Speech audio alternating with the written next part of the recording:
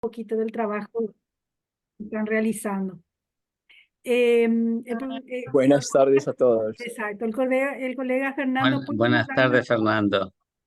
Un saludo especial. Gracias por estar en este evento tan importante que apoya el Foro Farmacéutico de las Américas con nuestro presidente Magali Rodríguez de Wigner, quien se disculpa por tener otras ocupaciones, nuestra secretaria académica del foro, la doctora Gladys Lugo, quien estará hoy como nuestra moderadora particular y quien los presentará a ustedes, señores expositores, que amablemente acceden a darnos este conocimiento tan importante para nuestra profesión. La Secretaría Técnica, ubicada en Bogotá, en el Colegio Nacional, con nuestra pasante es Laura Sofía Martínez, les acompañamos y para la grabación y después ponerla a disposición de todos.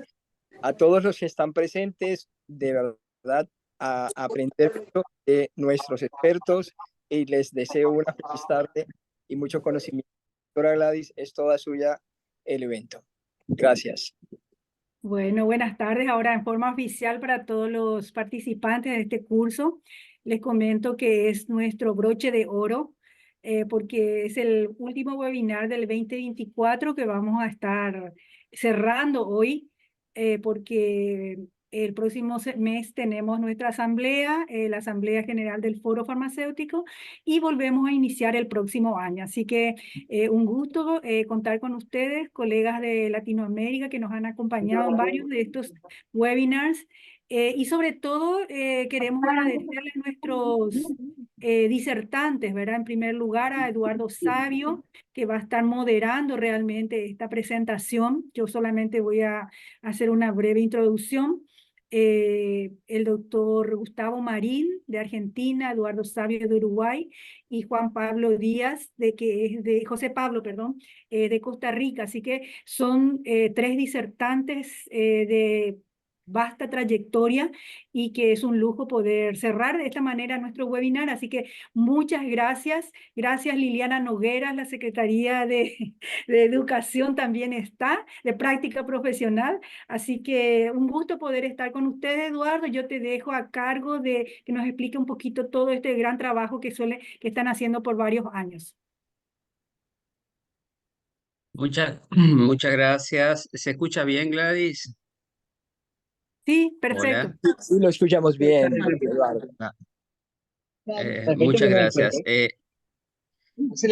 Bueno, primero que nada voy a intentar a ver si puedo compartir la pantalla. Bien. ¿Ahora se ve la pantalla o está en Sí, se progreso? ve, Sí, se sí, ve, ve. se ve. Está perfecto. Perfecto.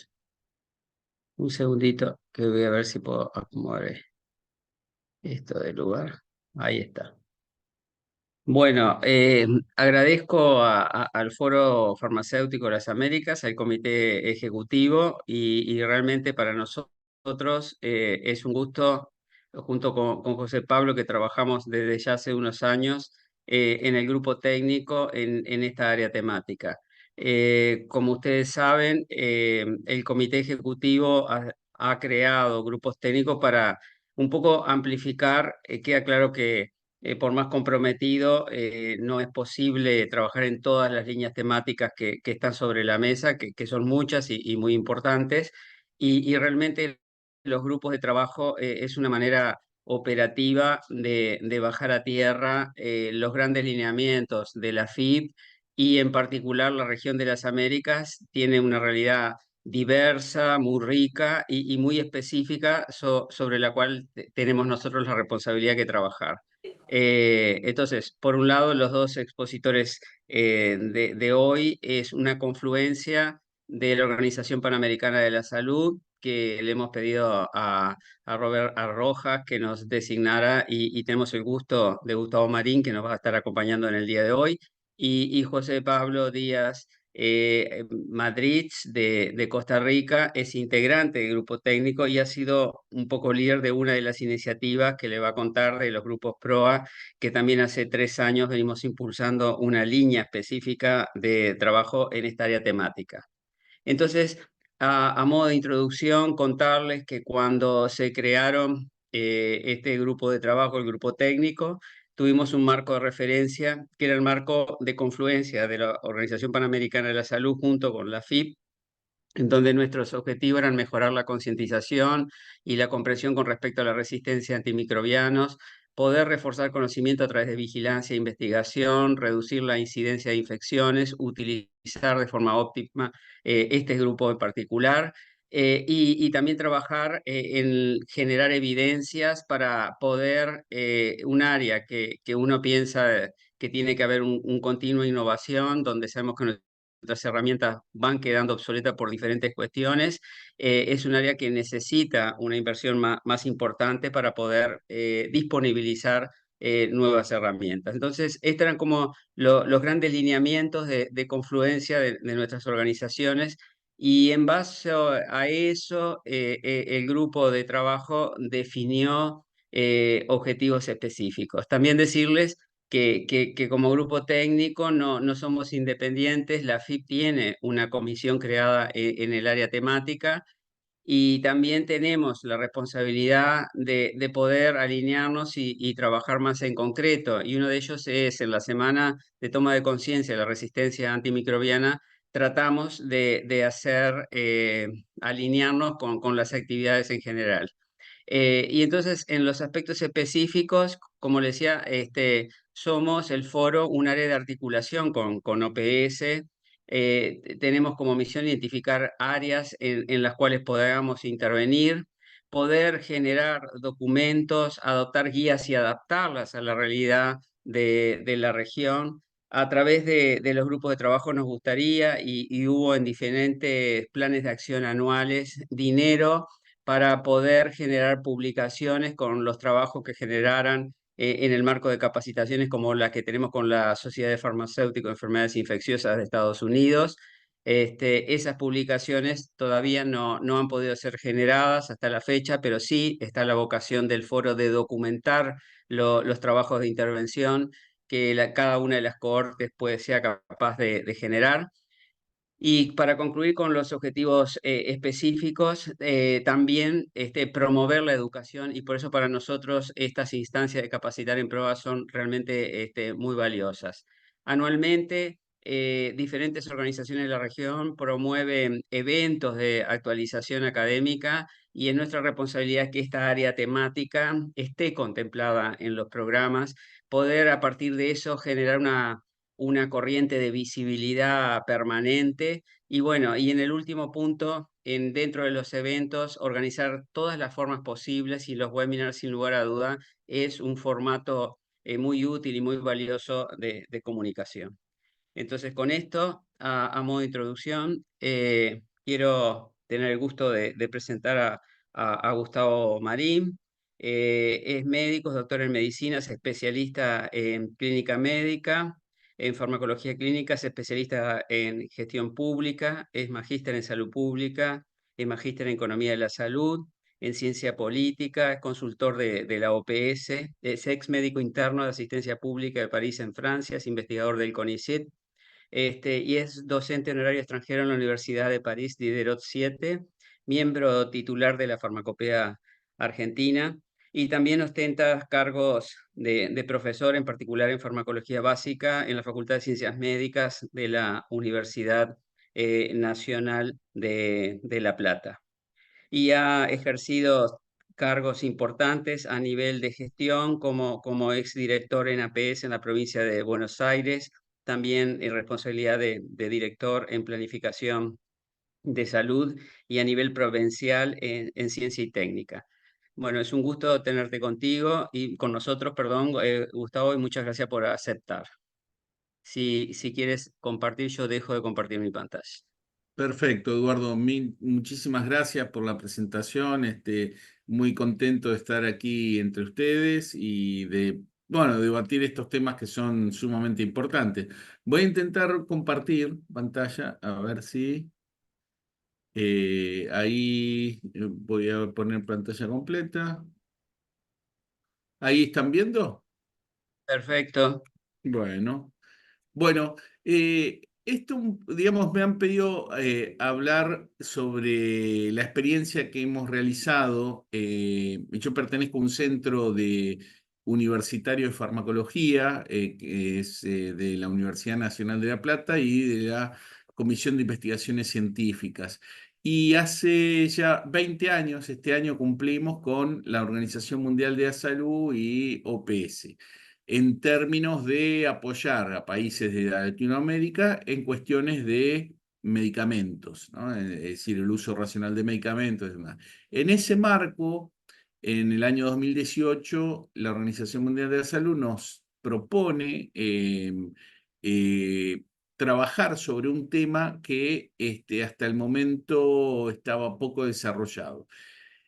La resistencia antimicrobiana creció muchísimo en países de América Latina en términos de saber cuál es el mecanismo de resistencia de la bacteria, qué elementos tiene que ver en la relación bacteria con las infecciones.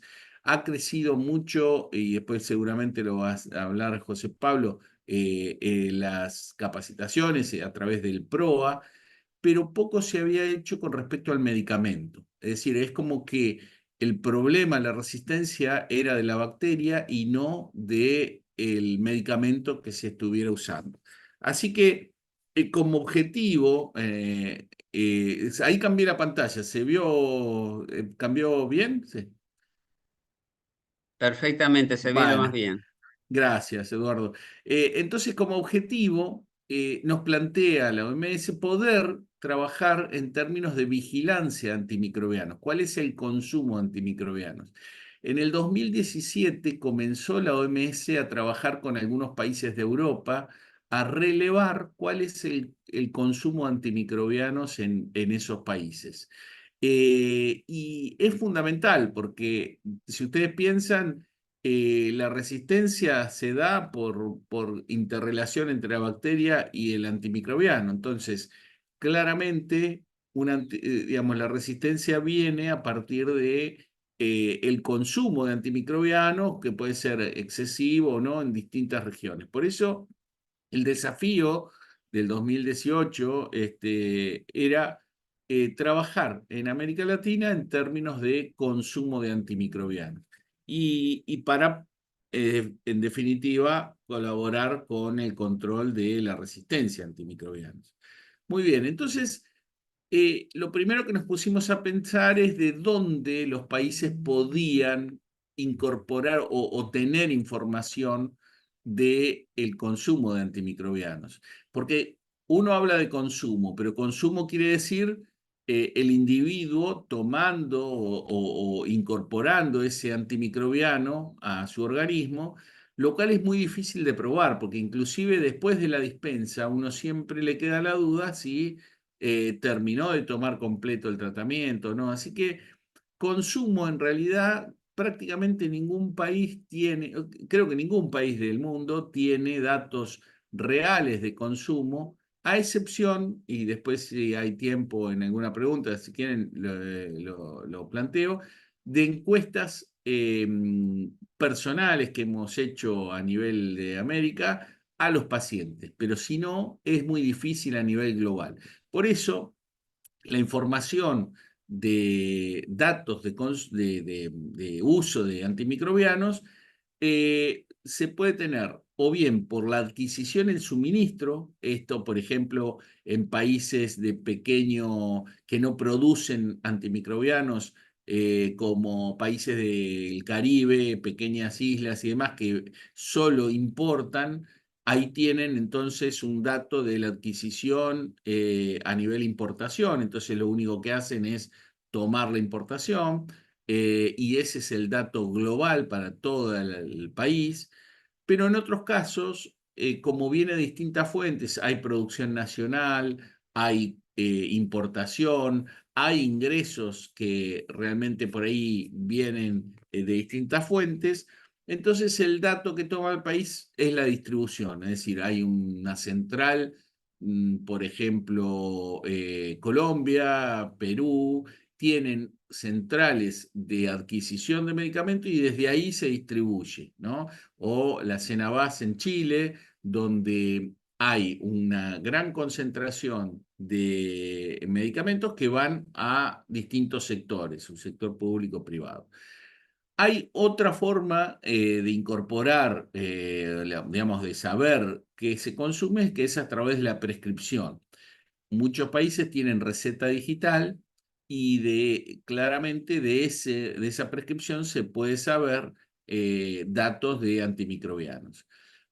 Por otro lado, también es una fuente de información la dispensa.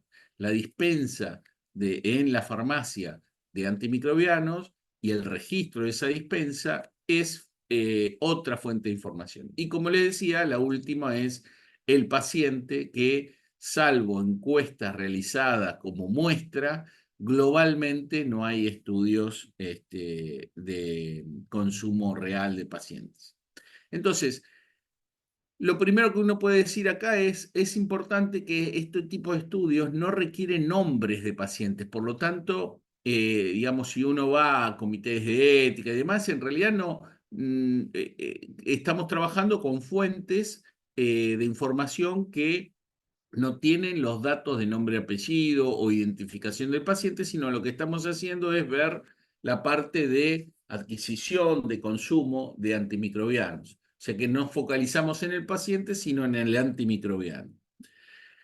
Entonces, para resumir, uno podría elegir importaciones, manufactura, distribución, prescripción, dispensa o uso, y cuando lo elige para ese país, es sumamente importante mantener esa fuente de datos siempre, porque uno no puede cambiar la fuente de datos porque va a cambiar el resultado. Entonces, para comparar mis consumos de un año anterior con este año, es importante usar la misma fuente. Esto no es menor porque justamente el real valor de estos tipos de estudios es comparar cómo cómo va moviéndose el consumo a lo largo de los años, porque uno puede ver si aumento o disminuyo ciertos grupos de antimicrobianos y tomar acciones de política pública, ¿no? Después les voy a mostrar qué países tomaron algunas medidas de política pública para reducir el consumo. Entonces, consistente en el tiempo. Les decía entonces, si yo tomo datos globales, por ejemplo, producción total, importación, les doy un ejemplo. Argentina toma, o sea, la producción nacional y la comercialización nacional, ya sea de importación o de producción, informa a la agencia reguladora qué cantidad de antimicrobianos por grupo y por tipo de antimicrobianos se consumió ese año, con lo cual es un dato fidedigno de comercialización de antimicrobianos y esos serían datos globales de toda la población. Es decir, toda la población está en el denominador porque se tienen datos globales. Pero por ahí el país no tiene datos globales y toma en cuenta solo los del sector público. Por ejemplo, tiene datos del Ministerio de Salud. Esto suele ocurrir, por ejemplo, en algunos países como Perú, que no es poco, porque tiene el 78% de la población depende del sector público. Por lo tanto, es un buen registro de lo que está pasando en ese país, el sector público, ¿no? También puede ver datos de hospitales. Esto es el caso, por ejemplo, estamos trabajando con México. Seguramente después Noemí, Gladys va a hacer una mención, eso, pero estamos trabajando con hospitales para que los hospitales puedan reportar su consumo año a año y tomar medidas internas. Y después las ventas, como decíamos, uno puede hacer o de dispensa o de ventas la información. Una vez que tiene eso, uno sabe si está tomando información del sector total, público-privado en este caso, y los niveles, nivel hospitalario o nivel comunitario o nivel global, ¿no? Entonces, una vez que uno define esto, como decía, es importante mantenerlo a lo largo del tiempo. Y seguramente ustedes lo conocen, pero ¿qué es el dato que se requiere? En realidad es dato de cantidad de antimicrobiano consumido y el denominador es la población que lo consumió. Entonces voy a ejemplos. Nosotros a través del sistema ATC clasificamos los antimicrobianos y la OMS sugiere por lo menos identificar el consumo de estos, del primero sobre todo, los J01 que son los antimicrobianos de uso sistémico. Después tenemos algunos antimicrobianos de uso intestinal, que digamos para, por ejemplo, neomicina oral, que no sé, que digamos que se usa específicamente para previo a una cirugía de colon, por ejemplo, o metronidazol en el caso del último grupo. Pero sobre todo antimicrobianos de uso sistémico. Y a partir de ahí uno puede, también hay países que toma todos los grupos antivirales, antimaláricos, anti-TBC, pero son los menos, ¿no? Y la OMS nos da una herramienta para incorporar datos de consumo que uno puede, a través de esta herramienta, incorporar la cantidad consumida y nos saca automáticamente las dosis diarias definidas cada 1000 habitantes o cada 1000 camas, etc. Es una buena herramienta que nosotros los capacitamos a quien quiera. Ahora, por ejemplo, se están enrolando, ahora les voy a mostrar algunos países o algunos hospitales de países que les interesa saber su consumo. Entonces, ¿qué usamos? Las dosis diarias definidas, que ustedes saben que lo da la Organización Mundial de la Salud para cada uno de los antimicrobianos. Uno incorporando en esta web, en este sitio web, pone el nombre antimicrobiano, le pone search y encuentra cuál es la dosis diaria definida para ese antimicrobiano. Entonces, una vez que sabemos esa dosis diaria definida, lo que nos queda saber es cuántos miligramos totales se usaron de esa medicación en el país o en el hospital, lo dividimos por las dosis diarias definidas y lo que obtenemos es volumen de consumo. Esto es número total de dosis diarias definidas en ese lugar, en ese hospital, en ese país.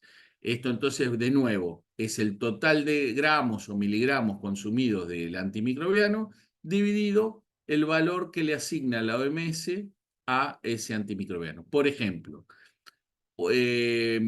para amoxicilina es para el tratamiento de la faringitis y el total diario de dosis diaria es 1500 miligramos. Por lo tanto, si estamos viendo consumo global de amoxicilina en el país, lo que saco la cuenta es cuánto se consumió globalmente y lo divido por 1500 miligramos. Y ahí voy a saber las dosis, es decir, el número de DDD. Pero esto es un poco injusto porque hay países grandes que consumen enorme cantidad de DDD y otros pequeños que consumen muy poco. Entonces, sería difícil compararlo. Por eso, lo que hacemos es densidad de consumo y lo que le aplicamos es dividido por la población que lo consume. Y ahí sí podemos comparar, porque, por ejemplo, podemos decir que una determinada cantidad de dosis diaria definida cada 1000 habitantes por día se consumió en Argentina, en Brasil, en Estados Unidos o en Costa Rica. Es decir, no importa la población del país porque estamos comparando cada 1000 habitantes. Y ahí sí nos permite comparar país con país, por ejemplo. Entonces, es importante estos datos que así sacamos la métrica, ¿no? Bueno, no... tengo algunos ejemplos, pero digamos, creo que a los fines prácticos, lo que hacemos también es calcular, digamos, si digamos, esos datos de antimicrobianos pertenecen a los grupos Access, Watch or Reserve, que es lo que la Organización Mundial de Salud del 2017 está proponiendo, porque nos propone que reservemos algunos grupos de antimicrobianos para situaciones muy especiales. Entonces, bueno, acá tienen algunos resultados que hemos estado recolectando y les puedo mostrar, miren los países que se han enrolado hasta ahora en esta propuesta, ¿no? Cada vez son más y bueno, ahora estamos trabajando con Uruguay y estamos trabajando, como les decía, con México y bueno, creo que hay algunos... Ecuador tiene resultados propios, ahí figura en blanco porque todavía no reportó a OMS, pero tiene datos ya consolidados. Y bueno, esto es un poco la línea del tiempo, lo que hicimos, ¿no? Empezamos con 6 países, después seguimos con otros y ahora, después de 5 años casi, estamos con gran cantidad de América enrolada dentro de este proyecto. ¿Y qué datos conseguimos? Por ejemplo, datos de DDD globales. Fíjense, por ejemplo, Argentina tiene una DDD, estamos hablando por ahí en 2022, de 24,7, mientras que Chile tiene 5,4, digamos. Hay una diferencia abismal entre país y país, pero, como yo les decía, es importante seguir el propio país. Lo más importante es saber cómo le va a cada país en sí mismo a lo largo del tiempo. Y entonces, por ejemplo, les puedo decir que Argentina tenía en el 2019 36,6 y que fue mejorando, disminuyendo su consumo de antimicrobianos paulatinamente año a año. Con lo cual, 24, si parece mucho, en realidad es una mejora en términos de uso, ¿no? Reduciendo el consumo global. Pero, bueno, así siguiendo los demás países. Y también podemos saber cuántos de esos antimicrobianos son del grupo Access, Watch o Reserve. Ustedes saben que la Organización Mundial de la Salud nos propone que por lo menos del grupo Access debería haber un 60% del total del consumo. Y hay países que tienen muy por arriba y otros que tienen claramente por abajo. Bueno, por ejemplo, acá vemos Honduras, 47,7 de Access. Entonces, Honduras ahora está trabajando para reducir y cambiar los antimicrobianos del grupo Watch hacia los de Access, porque eso es lo que correspondería para seguir las normas internacionales, ¿no? Bueno, entonces uno puede tomar información de distintos lugares, no importa de cuál, mientras, como decía, mientras lo mantenga en el tiempo, y puede ir viendo cómo le va a nivel global en consumo general, ¿no? Y uno puede ir siguiendo año a año si mejoró, si no mejoró. Por ejemplo, a partir del 2022, Argentina hizo una ley que seguramente Liliana está, digamos, puedes aportar, donde hay una doble receta, se trata como si fuera psicotrópicos, con lo cual del 2022 al 2024 cayó sustancialmente el consumo de antimicrobiano, ¿no? Ya venía cayendo y cayó aún más. Otros países hacen control central, ¿no? Por ejemplo, Trinidad y Tobago utiliza controles sobre las compras. Honduras ahora está haciendo más o menos lo mismo. Bueno, cada uno define su estrategia. Lo importante es saber los datos de consumo. Y también sabemos de cada uno de los antimicrobianos. Entonces, así podemos ver, por ejemplo, que en pandemia aumentó muchísimo el consumo de macrólidos, específicamente la citromicina. Saben que esa indicación para el COVID que finalmente no sirvió, pero vamos viendo cómo fluctúa cada uno de los consumos a lo largo del tiempo. Y eso es fundamental porque ahí identificamos consumos excesivos. Y podemos ver cómo nos va con el consumo en Access, en Watch y en Reserve. Por ejemplo, les doy un dato. Ven, hay consumos muy bajos de reserva, pero algunos países que están trabajando el tema, por ejemplo Honduras, aumentó en los últimos años al doble. O sea, era muy poquito, prácticamente imperceptible, como ven ahí, menos de 0,01, pero si uno va al dato fino, aumentó al doble el consumo del grupo de reserva. Y explorando a dónde fue el problema, llegaron hasta un determinado hospital, escuela muy importante y más en Honduras, donde se había disparado el consumo en ese lugar. Y están tomando medidas focalizadas al respecto.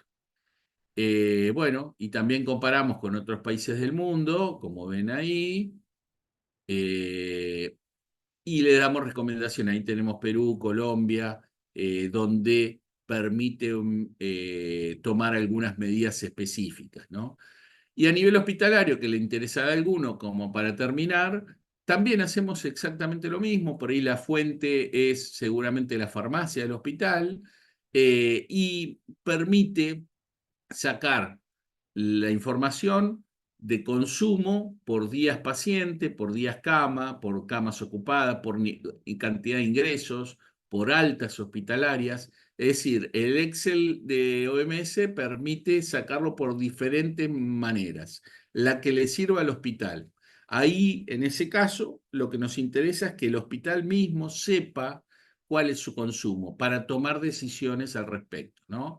Hicimos 6 estudios en Argentina, Paraguay, Chile, Perú, Costa Rica y Colombia, donde ven los hospitales se han postulado para hacer este estudio, tienen distintas consumos. Fíjense que hay una variabilidad enorme entre uno y otro. Algunos pasan de 400, otros de 182 y otros de cada 100 ingresos de miles, 1200, 1700. Bien, no es bueno ni malo, es importante saberlo para tomar medidas, ¿no? Y bueno, me permito dejar de compartir para si hay algún tipo de información que quieran saber, con gusto le respondo, ¿no? Pero bueno, en definitiva, y como conclusión de la presentación, es importante saber qué estamos consumiendo para tomar medidas de acción pública, medidas sanitarias. No podemos tomar medidas sin saber sobre qué tomar medidas. Entonces, lo primero que tenemos que hacer es saber qué consumimos, qué tipo de antimicrobianos estamos consumiendo, y claramente después de eso tomar medidas adecuadas y específicas, ¿no? Así que sí, bien, no me extiendo más porque creo que llegó mi media hora exacta, así Exacto.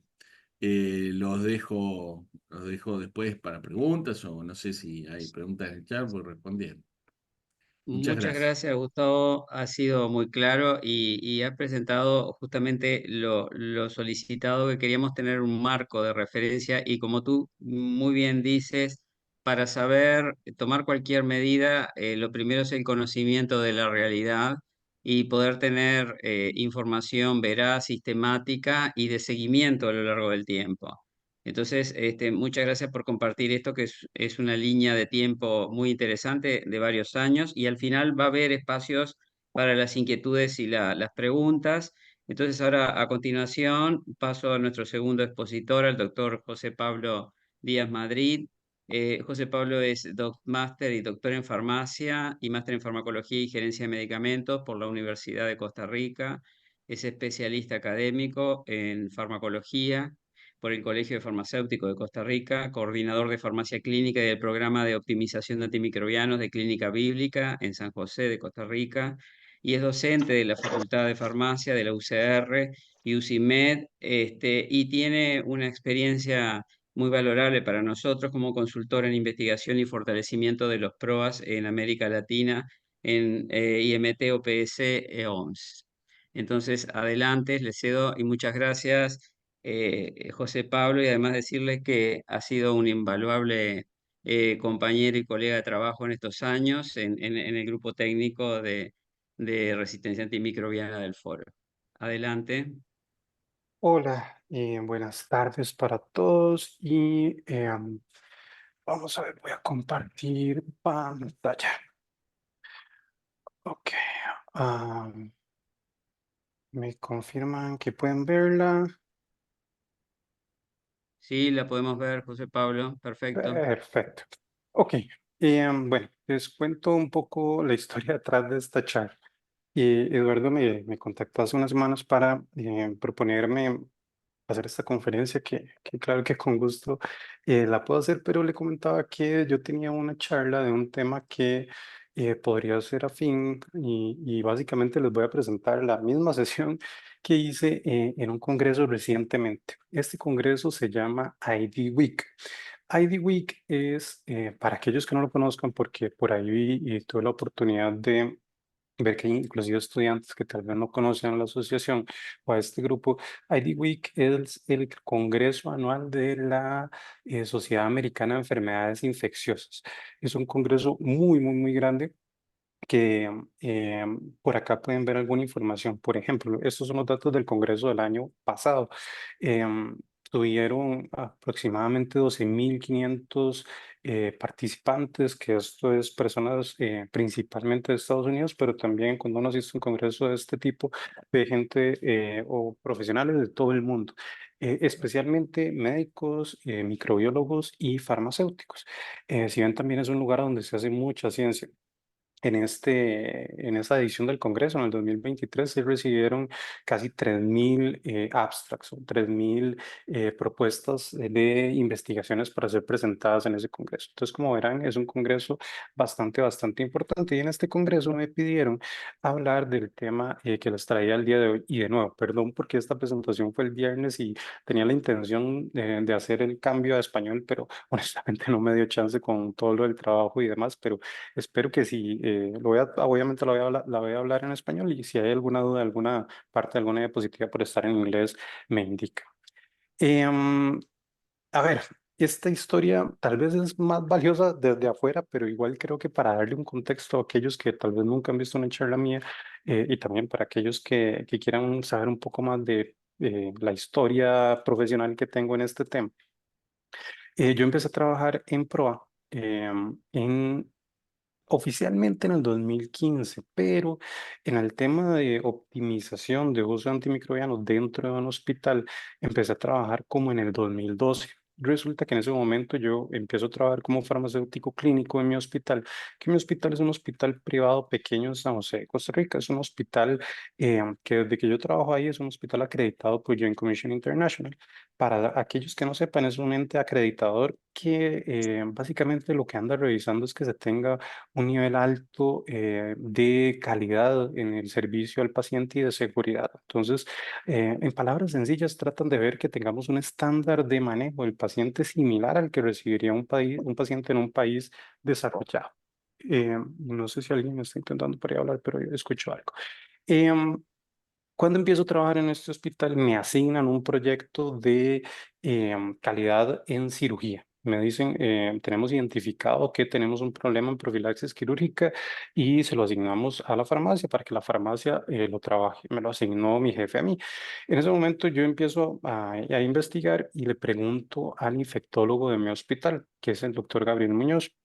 El doctor Gabriel Muñoz es infectólogo, como les decía, y me dice, si vas a estudiar sobre profilaxis quirúrgica, deberías leer la guía clínica de la Sociedad Americana de Enfermedades Infecciosas, que en Latinoamérica le tendemos a decir ITSA, que en inglés es IDSA. Entonces yo voy y reviso la guía clínica y empiezo a aprender sobre cómo debería manejarse idealmente la profilaxis quirúrgica.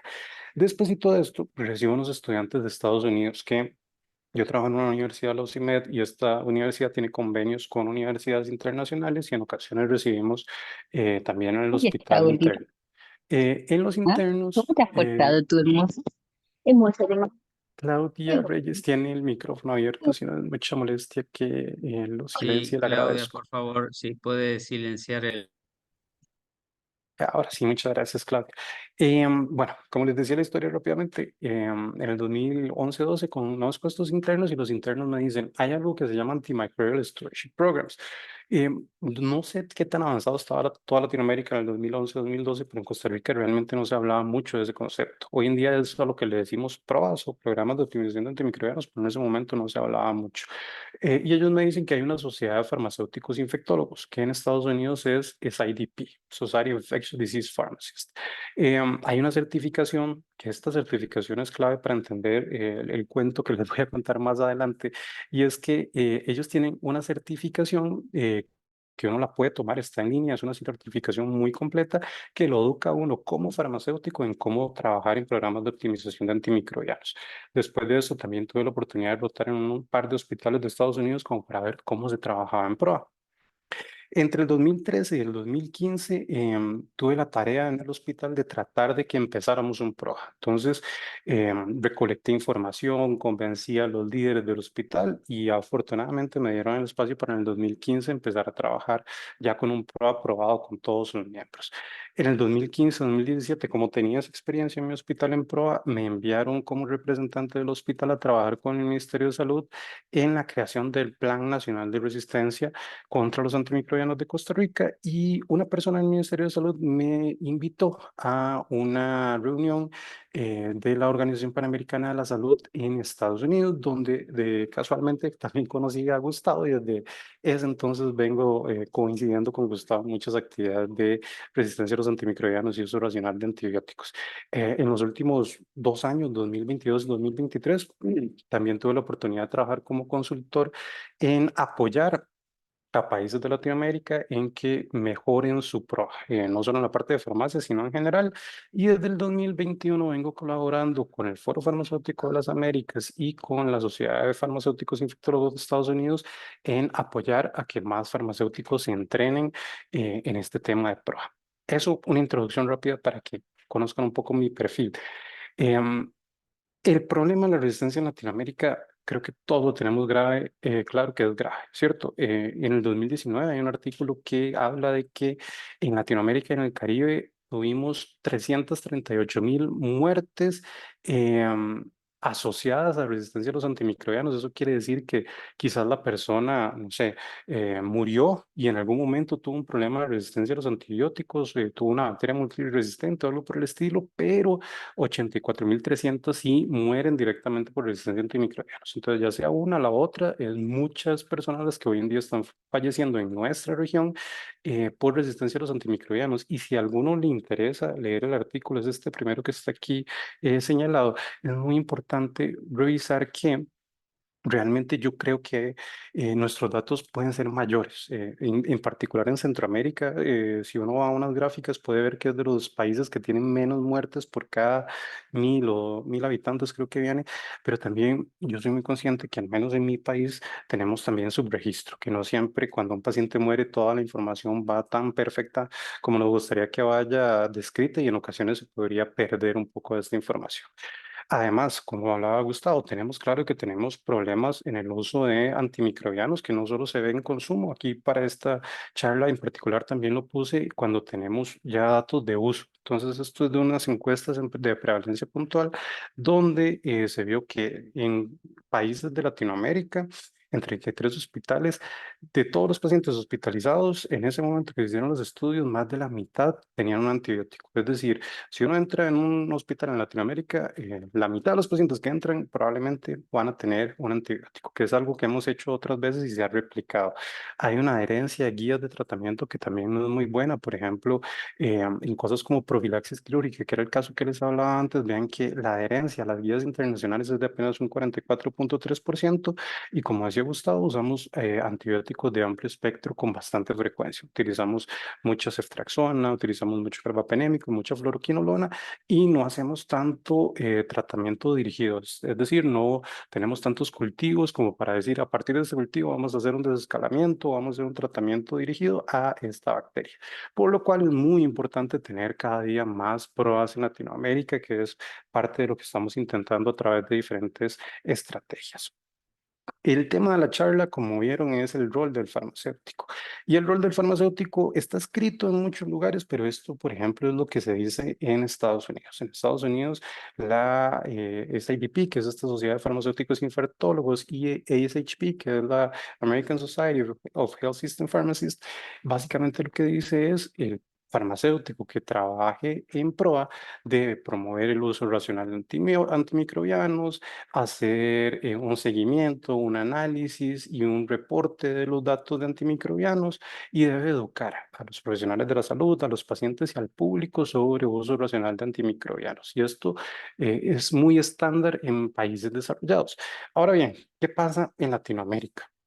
En Latinoamérica normalmente, y esto obviamente varía mucho hospital a hospital, hay hospitales donde están más avanzados y otros donde están más retrasados. Normalmente lo que la gran mayoría de la gente piensa de farmacia es el farmacéutico dentro de la farmacia. Y en esto yo quiero ser muy claro y siempre lo digo cuando doy mis charlas sobre esto, es que el farmacéutico dentro de la farmacia es muy importante y no tiene que desaparecer, pero el modelo más que más puede sacársele, creo yo, y mucha evidencia, provecho del farmacéutico, es cuando el farmacéutico está al lado de la cama del paciente, que es la manera de decirle a tener una atención directa en el paciente hospitalizado y no solo en el despacho de medicamentos al egreso o para manejo ambulatorio. Y es muy común escuchar esto que está escrito en esta cita. En América Latina no hay farmacéuticos clínicos. Y de nuevo, esto es un decir, no es que yo estoy totalmente de acuerdo. De hecho, hace no mucho tiempo hicimos esta pequeña investigación que se publicó en el 2023, donde empezamos a revisar cómo estaba la farmacia clínica en Latinoamérica. Y por farmacia clínica se entiende esto, una disciplina en la que los farmacéuticos proveen atención al paciente, que optimiza la medicación y promueve la salud, el bienestar y la prevención de enfermedades. Entonces, de nuevo, no es que lo que hacemos hoy en día en los hospitales no esté bien, pero andamos buscando un farmacéutico fuera de la farmacia con más interacción al paciente, ya sea, y aquí hablando de paciente hospitalizado, ¿cierto? Cuando hicimos esto, que fue una pequeña encuesta a colegas conocidos de Argentina, Brasil, Chile, Colombia, México, Perú, Uruguay y Costa Rica, se les preguntó muchas cosas. Dentro de esto, prácticas de farmacia clínica avanzada y dentro de estas estaba el PROA. Y si ven, tenemos reporte que en todos estos países se hace de una manera u otra PROA. Entonces, hay evidencia de que sí, la farmacia clínica está creciendo en Latinoamérica. De este artículo también se saca que hay necesidad de más subespecialidades, que se necesita definir el rol del farmacéutico con un poco más de certeza y que definitivamente las instituciones educativas tienen que dar más contenido clínico, más contenido de un paciente está hospitalizado y cómo vamos a hacer para optimizar su tratamiento como farmacéuticos. Cuando uno ya revisa con más detalle que hay de farmacéutico en PROA publicado, que eso también es muy importante. Tenemos, y yo tengo conocimiento de muchos colegas que trabajan en PROA, pero que tal vez no publican su trabajo. Y eso hoy en día es muy importante, porque si yo trabajo en un hospital pequeño en Costa Rica y trabajo en PROA y nunca publico mi trabajo y lo que hemos logrado, es muy difícil para que el resto de personas en el mundo se den cuenta. Entonces, eso es una recomendación muy importante. Siempre que estamos haciendo prácticas adelantadas, avanzadas, innovadoras en nuestros hospitales, lo publiquemos, aunque sea un reporte de las actividades. En este estudio de Valeria Fabre y de Rodolfo Quiroso, del grupo de investigadores de ellos, se encontró que en el 2015 de 27 hospitales con PROA en 10 países entre Centroamérica y Suramérica, 63% no tenían farmacéutico dedicado a actividades de PROA dentro de su equipo. También se reporta que hay determinantes culturales para integrar a los farmacéuticos, que esto creo que no es un secreto para muchos. Yo, por ejemplo, cuando empecé a trabajar en esto, recuerdo claramente que yo llamaba a los médicos y les decía, doctores, que quiero preguntarle porque encontré esta oportunidad de optimizar este tratamiento y le decía que era el farmacéutico clínico y algunos se molestaban y decían que no, que el único clínico es el médico y eso afortunadamente ha ido cambiando con el tiempo, pero todavía es posible encontrarse médicos que piensan que un farmacéutico no tiene que cuestionarle absolutamente nada del tratamiento. También Lamentablemente tenemos una baja disponibilidad en la gran mayoría de los países y de nuevo probablemente habrán excepciones en algunos países de farmacéuticos clínicos y de farmacéuticos clínicos de nuevo con el modelo de países adelantados. Me he topado países donde tienen farmacéuticos clínicos, pero tal vez un farmacéutico clínico de nuevo que sigue dentro de la farmacia y lo que necesitamos es el farmacéutico haciendo rondas con los médicos, trabajando fuera de la farmacia. También hace falta en Latinoamérica una cultura más fuerte de seguridad, que eso poco a poco se ha ido trabajando, pero entre más podamos tener participación, probablemente mejores esfuerzos o resultados vamos a tener. Este es otro estudio publicado de un grupo de infectólogos en Colombia donde se revisaron 38 publicaciones asociadas a PROA en Latinoamérica y en países como Brasil, Colombia y Costa Rica se encontró que sí hay participación de farmacéuticos en PROAs, en actividades como auditoría con retroalimentación, intervenciones dirigidas a antibióticos de amplio espectro, en cosas como dosis, duración, susceptibilidad, efectos adversos, que también hacen educación, sesiones de educación y guías clínicas. Entonces, sí tenemos, pero de nuevo, todavía hace falta más. Esto es información un poquito más reciente. Hicimos, durante el tiempo que tuve la oportunidad de ser consultor de OPS, hicimos una encuesta en 121 hospitales con diferentes avances de PROA en Argentina, México, Colombia, Perú y Chile, y se vio que la respuesta media o la mediana de respuestas es un 63,83, que si vemos los resultados donde tal vez estamos un poquito más flojos es en el apoyo del liderazgo y en educación y entrenamiento. Voy a quitar esto por acá. Hay una pregunta dentro de esta encuesta que va dirigida directamente a si hay o no hay farmacéutico en los pruebas de estos 121 hospitales. ¿Y qué nos encontramos? Básicamente, lo que nos dimos cuenta con esta pregunta que tiene, ay Dios, perdón con esto, es que, un segundito para desconectar, no sé si les aparece a ustedes, pero qué pena. Tenemos que hay una manera de poder contestar esta pregunta, son unos verificadores, porque también pasa mucho en Latinoamérica que hay hospitales que dicen, sí, yo tengo un PROA y tengo farmacéutico en el PROA, pero lo único que hace el farmacéutico es medir consumo, como lo que hablaba Gustavo, y eso no es que esté mal, eso está excepcional. Ojalá en todos los hospitales estuviéramos midiendo consumo, pero necesitamos más. Por ejemplo, si estamos hablando de un hospital entre 300 y 500 camas, que sabemos que hay muchos farmacéuticos en Latinoamérica que trabajan en este tipo de hospitales, lo que se considera ideal, basado en referencias bibliográficas, es que ese farmacéutico todo su tiempo completo, esté dedicado a PROA. Y eso solo pasó en 19% de estos 121 hospitales. La mediana de respuesta en esta pregunta fue un 50, que para efectos de este tipo de encuestas se considera que es algo que está planeado pero no ha empezado. Y de nuevo, sabemos que sí está empezado, pero nos falta avanzar bastante.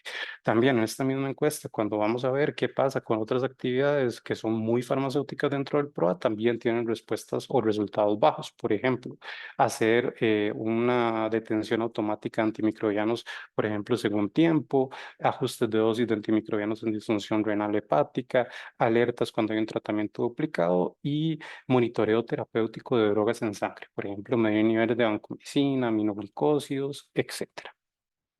Cuando hablamos de regulación en Latinoamérica con respecto a los PROAs, también hay cosas interesantes. Muchos países ya tienen plan nacional de acción contra la resistencia, que normalmente van a mencionar de una manera u otra los PROAs, pero países con regulaciones específicas, a mi conocimiento, tenemos a México, Perú, Colombia y Chile. Habrá algún otro por ahí, pero estos quizás son los que más hemos escuchado. Y lo interesante de la de Chile es que es la única que incluye claramente el rol del farmacéutico. Es decir, dice, el equipo PROA va a estar formado por estos profesionales. Todavía esta regulación le falta, por ejemplo, no incluye cuánto tiempo debe tener cada profesional, pero esto es un proceso y va poco a poco. Entonces, entre más regulación tengamos, probablemente mejores resultados vamos a tener. Dentro de la Sociedad de Farmacéuticos e Infectólogos, recientemente también se hizo un grupo que ha estado revisando a nivel mundial cómo la sociedad puede apoyar a los diferentes países del mundo. En el grupo de Latinoamérica se hizo una revisión donde se fue país por país buscando qué se encontraba. Y en Latinoamérica básicamente se encontró que tenemos falta de entrenamiento formal, es decir, lo ideal es que tuviéramos una residencia y que el farmacéutico se eduque primero como farmacéutico clínico y luego como especialista en enfermedades infecciosas. Nos falta regulación, no tenemos muchas guías clínicas. Todavía en muchos hospitales hay una relación jerárquica muy marcada entre farmacéuticos y médicos. No tenemos tantos farmacéuticos clínicos como nos gustaría. Nos faltan recursos, no tenemos mucha investigación y no tenemos una organización de infectología farmacéutica, similar a esta que les decía antes, la Sociedad de Farmacéuticos e Infectólogos de Latinoamérica, por ejemplo, no existe. Entonces, ahí hay oportunidad para ir mejorando.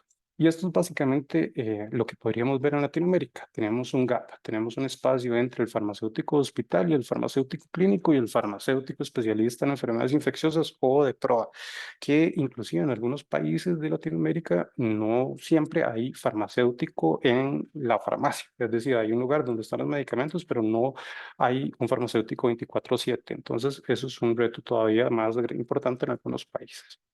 También, como propuesta, yo he venido tratando de vender la idea que cuando hablemos al menos de PROA o del farmacéutico que trabaja en PROA, hablemos de farmacéutico clínico. Y esto es importante porque cuando vamos a Latinoamérica nos topamos en que hay muchísimas maneras de llamarle al farmacéutico. Hay países donde le dicen químico farmacéutico, químico clínico, farmacéutico, farmacólogo, farmacista, químico farmacéutico, biólogo, y yo entiendo que ese es el título que se adquiere en cada país, pero el rol que queremos cumplir dentro de un PROA es el de un farmacéutico clínico, que también ayuda a estandarizar un poco para que sea más sencillo para que los médicos entiendan cuál es el rol que deberíamos de estar llevando a cabo. Oportunidades de mejora. Obviamente es poder cumplir con todas esas barreras que tenía. Entonces voy a hablar un poco más de la parte de educación y de mentoría. Entonces, ¿qué buscamos con entrenar a un farmacéutico? Lo que se sugiere a nivel latinoamericano y de países en vías de desarrollo, países sí, en vías de desarrollo, es que cada institución encuentre a alguien que le interese esto. Es decir, no ocupamos esperar a que mandemos un grupo de farmacéuticos a un país desarrollado, se entrenen y vengan de nuevo a Latinoamérica para poder hacer esto. Lo que necesitamos es encontrar a alguien que quiera aprender y que esté motivado y con ganas de llevar esto a cabo. Obviamente, el apoyo de la farmacia o del jefe de la farmacia es muy importante en Latinoamérica todavía y me lo topo cada vez que hablo con un grupo de colegas. Es muy común encontrar que en la farmacia donde trabajan, sí, tienen un farmacéutico en prueba, pero cada 2 meses lo rotan o cada mes lo rotan. Esto es una especialidad, ¿ok? Y si hay un jefe de farmacia aquí que trabaja en una farmacia que hace esto, lo invito a tratar de cambiar esto poco a poco. También sé que no es tan sencillo, pero, por ejemplo, en mi caso, mi jefe me ha apoyado siempre en que me mantenga y sí, de vez en cuando tengo que cubrir otros lugares, pero es muy importante que me mantenga porque, de nuevo, es una especialidad. Y el ejemplo que doy casi siempre con esto es como formar un cardiólogo, un médico cardiólogo, y de pronto ese médico cardiólogo lo vamos a poner en cirugía. No tiene mucho sentido, ¿cierto? Lo que necesitamos es tener farmacéuticos especialistas que puedan llevar a cabo esto. Obviamente no uno, quizás un par por hospital que puedan estarse cubriendo. También tenemos muchos cursos de PROA. Por ejemplo, Gustavo y yo participamos en el curso de PROA de la OPS, que es un muy buen curso, pero es un curso general, es un curso para todas las especialidades y es un curso que no cubre aspectos básicos de farmacia clínica, ni entra mucho en patologías en particular, por decir algo, cómo se maneja una neumonía, cómo se maneja una infección intraabdominal, una infección de tejidos blandos, todo eso lo necesitamos y eso afortunadamente ya existe. Ya hay cursos que están formados con esto y se podrían traducir para no empezar de cero. Eso es una propuesta, hay que irlo viendo qué tan fácil o qué tan difícil es, porque hay algunas cosas que no se pueden traducir y puede ser problemático, pero es una oportunidad.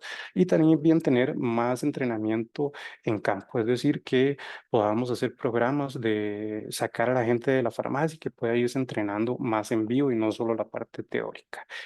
Mentoría. En mentoría lo que también se está invitando es que los mismos médicos sean los que saquen al farmacéutico de la farmacia y los lleven a pasar visita con ellos. Ojalá que ese farmacéutico pueda ser parte del equipo de enfermedades infecciosas. También pensar en farmacéuticos que ya estén entrenados y que estén trabajando en esto y que tal vez apoyen a un farmacéutico de otro hospital o otro país que no tenga con quién trabajar. Y también hay recursos adicionales hoy en día. En redes sociales hay gente dedicándose a educar, no solo a farmacéuticos, pero de ellos podemos aprender mucho. Por ejemplo, aquellos que les guste la idea de capacitarse en redes sociales, en X, el antiguo Twitter, o en Instagram o en Facebook, se puede encontrar la cuenta de este farmacéutico, Tim Gauthier, que él pasa publicando cosas para que uno aprenda. Inclusive hay podcast. Este es el podcast de la Sociedad de Farmacéuticos e Infectólogos, que se llama Breakpoints. Esto es todo en inglés, pero bueno, hay que ir buscando a ver si aparece alguien que en Latinoamérica como farmacéutico quiera hacer esto. Y si hay alguien haciéndolo y no lo conozco, perdón, pero a veces no tenemos todo el impacto que nos gustaría. Para cerrar la charla, par de ejemplos rápidos. Este es el ejemplo de mi hospital. Nosotros somos un hospital que tiene un buen resultado en cuanto a la cuesta, pero no es un hospital perfecto. Es un hospital donde tenemos todavía problemas con carbapenémicos importantes porque a pesar de que se ha intentado hacer muchas cosas, los médicos pueden hacer caso omiso a las recomendaciones del PROAC, lo cual es un reto, pero lo que normalmente hacemos es auditoría con retroalimentación, es decir, revisamos los pacientes y si encontramos algo que se puede optimizar, hablamos con los médicos, hacemos guías clínicas, hacemos educación en grupo y hacemos investigación. Y esas investigaciones las tratamos de publicar en journals cada día con una mejor calidad, es lo que andamos buscando. No son cosas innovadoras, son cosas, como les decía, estamos haciendo esta práctica avanzada. Sepan que puede hacerse en nuestros hospitales latinoamericanos. Este, por ejemplo, es uno de los proyectos grandes que hemos hecho, que se publicó recientemente en la revista Antibiotics, donde se habla del impacto de tener un PROA en cirugía, que es este proyecto que les venía contando. En este proyecto en particular tuvimos, desde que empezamos al día, bueno, al final de este estudio, se mejoró la profilaxis quirúrgica. Perdón, un segundito, perdón.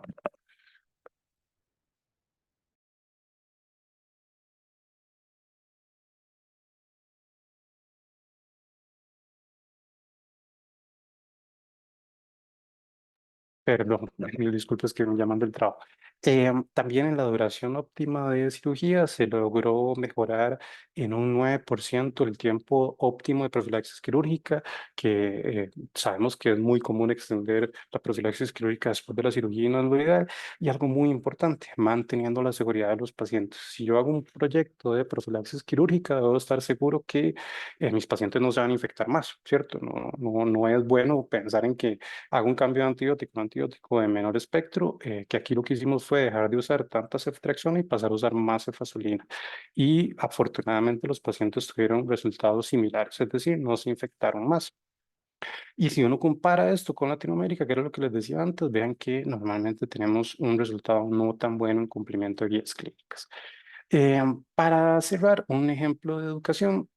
En OPS, como les dije, trabajamos un par de años en un proyecto que también fue apoyado por la Unión Europea, trabajando juntos por la resistencia a los antimicrobianos, donde en equipo con un infectólogo argentino, el doctor Levy, la doctora Lichtenberger, que trabaja en Miami, pero es colombiana, hicimos mentoría en muchos hospitales de Latinoamérica, hicimos encuestas de prevalencia puntual en más de 50 hospitales, hicimos este checklist que les conté antes de más de 120 hospitales, y hicimos el curso de prueba, que no es un curso muy bueno, pero le falta más en cuanto a educación en temas más específicos de farmacia. Al mismo tiempo, eh, en un periodo muy parecido, el Foro Farmacéutico de las Américas, como contaba Eduardo antes, tenía un proyecto de empezar a trabajar también en este tema un poco más activo. Teníamos un presupuesto y en ese momento, en una lluvia de ideas, decidimos ver si era factible becar a farmacéuticos de la región para que hicieran esa misma certificación que les hablé al principio. Y vean que le escribimos un correo a la presidenta de la sociedad para ver si tenían interés en apoyarnos. Y si ven, yo le escribí un 19 de julio y el mismo día tuvimos respuesta y básicamente 3, 4 meses después ya teníamos un acuerdo. Y ese acuerdo básicamente consistió, y lo hablamos en ID Week del 2022, si mal no me equivoco, era becar a farmacéuticos para que tomaran esta certificación y tuvieran al mismo tiempo una mentoría. Y esa mentoría era con un farmacéutico de Estados Unidos o con mi apoyo para que fueran desarrollando la certificación que tiene un proyecto. Y ese proyecto tal vez es lo que tiende a ser un poco más complicado, pero por suerte al día de hoy ya se han becado a más de 20 farmacéuticos para que se capaciten de esta forma y la idea es que poco a poco los podamos ir llevando para que tengan más oportunidades en sus hospitales y que esto permita que después puedan ir replicando y apoyando a los farmacéuticos de su país. Ese es el proyecto a mediano plazo. Y un caso de éxito que nos gusta comentar es el de Adriana Serrano. Adriana es una farmacéutica de Colombia, de Bucaramanga, y ella, lo interesante fue que estuvo con OPS en la parte de mentoría con su hospital, hizo la encuesta de prevalencia puntual, pero al mismo tiempo también estuvo con el proyecto del Foro Farmacéutico de las Américas y de SIDP y recibió la certificación, recibió la mentoría individualizada y empezó sin tiempo protegido para hacer su trabajo en prueba y hoy en día tiene medio tiempo, que es 0.5 full time equivalent. Entonces, eso es lo que andamos buscando con este tipo de proyectos. Tenemos más casos de éxito que más adelante les vamos a ir comentando, pero esto es lo que andamos buscando principalmente, que los farmacéuticos puedan tener bastante tiempo para que puedan hacer su trabajo dentro de pruebas y ojalá con esto poder optimizar los tratamientos de los pacientes, que esto es en resumen lo que viene por acá. Y eso sería. Muchas gracias.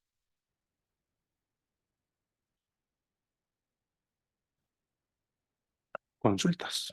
Muchas gracias, José Pablo. Estamos un poquito pasados de tiempo. Primero quería agradecer a los dos expositores, a Gladys Lugo, quien ha también promovido desde la responsabilidad del Comité Ejecutivo del Foro la concreción de este espacio y el apoyo recibido desde el Colegio Nacional de Químicos Farmacéuticos de Colombia para tener el apoyo técnico de la implementación del webinar. Una pregunta, primero quisiera saber si de los participantes en el chat hay consultas. No las he podido ver, Fernando, no sé si hay preguntas ya registradas en el chat. Ahí fuimos respondiendo, Eduardo, las que había. Perfecto, Y ya se han bárbaro. respondido algunas. Perfecto. Yo una consulta, bueno, puntual para Gustavo, si hay hospitales o hay inquietudes que he visto, como Marcela Esparques y otras participantes, si tú puedes dejar por escrito la forma de contactarte y en particular has explicado que hay una metodología desarrollada y que hay un curso para entrenar el uso de esa metodología, si eso se hace periódicamente o cuándo se da apertura a eso para poder trabajar con la metodología de consumo que trabaja la OMS OPS. Bueno, gracias, Eduardo. Ahí puse mi mail por si necesitan contacto. Como les decía, nosotros lo asistimos gratuitamente al que le interese a través del CUFAR, que es el Centro Universitario de Farmacología. Generalmente viene así la relación, es decir, me interesa, estoy a nivel nacional, me interesa, estoy a nivel hospitalario. Entonces le mandamos algunas herramientas para que pueda ir incorporando datos, por ejemplo, al Excel y luego hacemos como encuentros virtuales para ayudarlos sobre los errores que puedan haber surgido y demás, hasta que logran tener el consumo tanto nacional como hospitalario completo, ¿no? Así que un poco es a solicitud, ¿viste? Nosotros estamos interesados, por supuesto, en asistirlo a quien le interese. O sea que partimos de la base de que si a ustedes les interesa, ahí estuve enviando, les dejé mi correo, si les interesa, escriben y con gusto los asistimos, ¿no? Y no sé si me habías hecho otra pregunta, perdón. Una era el contacto y no sé No, si lo otro había. era esa metodología que tú le has explicado que van asistiendo hasta que la persona tenga un manejo de la Claro, herramienta para ir siendo autogestionado en subir los datos. Y entonces esa, eso aplica tanto a escala nacional como puntual de un hospital. exacto. Y por ahí la herramienta nacional es la que se va optimizando por ahí año a año, pequeños cambios para hacerla más, digamos, o más rápido el análisis, pero del 2019 al 2022, que es 23, perdón, que es la última plantilla, cambió bastante poco. Lo que sí cambian son las DDD, o sea, puede cambiar las DDD, el parámetro a nivel de OMS, ¿no? Ahí lo que se hace es cambiar la plantilla directamente, pero digamos, si usa una plantilla 2019 en el 2023 no pasa nada porque hay mínimos cambios, ¿no? Así que lo que hacemos nosotros, le enviamos la plantilla, le enviamos algunas consignas para cargar, el interesado carga, se va a encontrar con errores y ahí es donde lo monitoreamos hasta que complete sus datos. Muchas gracias. Y ahora una consulta específica para José Pablo, que ha hecho una presentación muy abarcativa, mencionando que además para el foro, José Pablo fue becario de un congreso de FIP hace muchos años. El FIP hace una convocatoria una vez al año para estimular la participación. Y bueno, y desde ahí siempre Vilma, si puedes apagar el audio un segundito, te agradezco. Y entonces siempre ha mostrado una predisposición a seguir conectado y ya en su participación como becario ya expuso resultados, estaba trabajando en particular en el tema de resistencia antimicrobiana. La pregunta para José Pablo es en particular, bueno, hay inquietud, tú has mostrado el potencial que tiene trabajar en PROA en un medio hospitalario y esa inquietud de aplicar, trabajar en PROA saliendo del hospital, por ejemplo, vinculado a una comunidad en otro contexto y qué condiciones se tiene que dar. Perdón, Eduardo, Vilma, gracias. Me preguntabas Hay de PROA interferencia. en la comunidad y Eh, qué más, pero Eso en particular, ¿qué condiciones se tendría que dar para poder trabajar con un PROA en un contexto no hospitalario? a ver, PROA nace en los hospitales, pero sabemos muy bien que la gran mayoría de las prescripciones se hacen fuera del hospital, ¿cierto? La gran mayoría de las recomendaciones de antibióticos se hacen fuera del hospital. Y se puede hacer un PROA en cualquier ambiente que queramos. Por ejemplo, en una farmacia de comunidad es posible. Ahora bien, ¿qué tanto alcance tenemos? Es lo que hay que evaluar. Por ejemplo, en mi hospital hemos hecho esfuerzos por hacer pruebas para manejo ambulatorio de pacientes. ¿Y en qué consiste esto? Básicamente en lo mismo, en tratar de establecer un protocolo para el manejo de patologías que sepamos que son frecuentes, por decir algo. Infecciones del tracto urinario. Uno sabe que hay muchísimas infecciones del tracto urinario. Entonces, en un grupo se puede hacer una guía clínica o adoptar una guía clínica que ya esté. Y cuando el farmacéutico va a revisar una prescripción de una infección del tracto urinario, la revisa contra la guía clínica. Y si esa guía clínica no cumple lo que estamos viendo o la prescripción no cumple con lo que dice la guía clínica, se puede hacer el esfuerzo por tratar de optimizar el tratamiento. ¿Y eso en qué consiste? En hablar con el paciente, preguntarle cuáles son sus condiciones, qué es lo que le diagnosticó el médico, si no está en la receta, y si de verdad nos damos cuenta de que hay una oportunidad de mejorar y hay oportunidad de conversar con el médico, se le consulta al médico. Es muy importante. No podemos cambiar prescripciones sin autorización del médico, ¿cierto? Eso al menos en Costa Rica está muy bien normado. Nosotros no podríamos decir que el paciente no vea su médico prescribió mal y hay que darle esto otro. Eso tiene que hacerse con mucho cuidado porque tampoco queremos dar información que tal vez cuando llamamos al médico, el médico nos dice, no, es que pasó esto y toma en consideración esto otro, entonces por eso le prescribía esto. Hay que tener como cierto cuidado, pero si uno tiene la capacidad o la oportunidad de hablar con el médico, se le consulta y si el médico está de acuerdo, se hace un cambio. Eso es un ejemplo de una intervención avanzada. También hay algunas cosas un poco más sencillas, por ejemplo, tener las dosis muy bien establecidas y revisar contra un procedimiento de dosis, duración del del tratamiento. Hay muchas cosas que se pueden hacer, pero es más o menos unos ejemplos sobre proambulatorio, que también hay guías. Por ejemplo, la CDC tiene una guía de cómo se pueden hacer pruebas ambulatorios. Perfecto, muchas gracias, Ujú. muy completo. De mi parte, agradecerles a los participantes, agradecerles a los expositores y les cedo la palabra a Gladys Lugo, directora de Educación Farmacéutica, para el cierre de la presente actividad. Bueno, muchas gracias. Ya más que satisfecha con este tema. Sin embargo, hay mucho por hablar, mucho por aprender. Y bueno, vamos a seguir en comunicación. Y les agradezco a cada uno por su participación. Y bueno, éxitos a los compañeros y muy agradecido con los disertantes. Gracias, Eduardo, José Pablo y Gustavo. Bueno, nos encontramos en cualquier oportunidad. Gracias a todos. Así es. Hasta luego. Muchas gracias, muy amable. Hasta luego, Gracias. muchas gracias. Saludos, saludos. Felicidades. Gracias. Gracias.